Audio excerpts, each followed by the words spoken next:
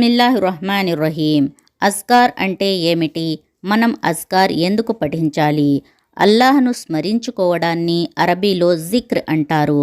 దాని బహువచనమే అస్కార్. అల్లాహ్ ప్రవక్త సల్లల్లాహు అలైహి వసల్లం వారు తన దైనందిన జీవితంలో పఠించిన దువా వచనాలను, అల్లాహ్ కీర్తనలను, అల్లాహ్ నామస్మరణాలను అస్కార్గా చెప్పవచ్చు. నిత్యం అస్కార్తో రోగాలు, భయాందోళనలు, దుఃఖం, విచారం, నిస్సహాయత, జిన్నులు, శైతానులు, చేతబడి మొదలగు అన్ని రకాల చెడులు, కీడులు తొలగిపోతాయి.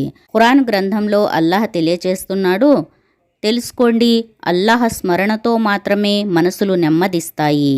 ఓ విశ్వాసులారా, మీ సిరి సంపదలు, మీ సంతానం మిమ్మల్ని అల్లాహ్ ధ్యానం నుండి మరల్చరాదు.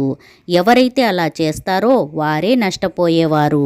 మనసుకు ప్రశాంతత కావాలి అన్నా అస్కార్ చదవటం వల్లనే పొందవచ్చు.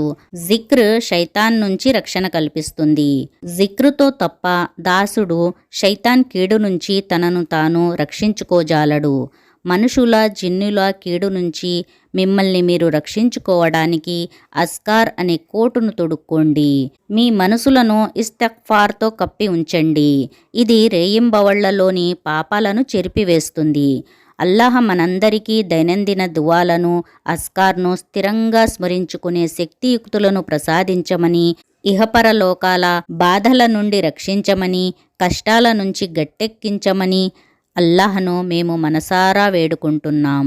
ఆమీన్. ఫ్రెండ్స్, మీకు గనక ఈ వీడియో నచ్చినట్లయితే లైక్ చేయండి, షేర్ చేయండి, మరియు మా తెలుగు ఛానల్ ఖురాన్ వెలుగును సబ్స్క్రైబ్ చేయండి.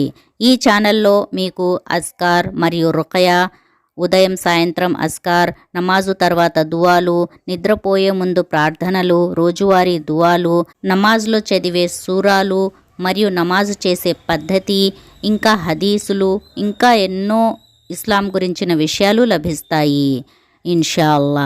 అస్సలాము అలైకుం వరహ్మతుల్లాహి వబరకాతుహు. జజాకుముల్లాహు ఖైరన్ కసీరా.